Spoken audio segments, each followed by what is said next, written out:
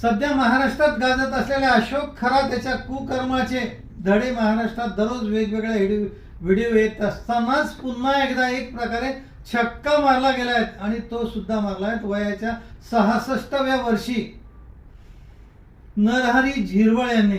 खरं म्हटलं तर नरहरी झिरवळ हे आदिवासी समाजातून आलेले मंत्री आहेत. अनेक वर्ष त्यांनी मंत्रीपद भूषवलं आहेत, मात्र समाजासाठी कोणतंही काम केलं नाही.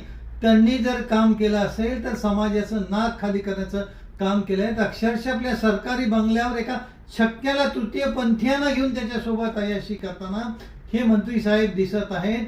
इतकंच नाही तर प्रचंड दारू पिऊन तराट झाले, त्यांना काही सुचत नाही. खरं तर या समाजाचं नेतृत्व करून त्यांनी या समाजाला पुढे आणलं पाहिजे होतं. समाजासाठी अनेक काही कार्य त्यांनी करून ठेवले पाहिजे होते. मात्र महाराज वयाचं 66 वय झालं तरी सुद्धा लोकप्रतिनिधी पदाची हाव सुटत नाही आणि सरकारी पैशावर अय्याशी करायची आणि तीही कुणाशी एका छक्क्याशी.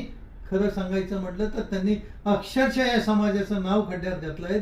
जेव्हा केव्हा समाजामध्ये याचं नाव निघेल त्यावेळेला अक्षरशः त्याच्या तोंडावर लोक थुकतील अशा प्रकारचं कृत्य यांनी केलंय आणि महाराष्ट्राला लाजवेल असं केलंय. त्यामुळे मुख्यमंत्री साहेब अशी सर्वच घाण साफ करा आणि अत्यंत स्वच्छ मंत्रिमंडळ तयार करा.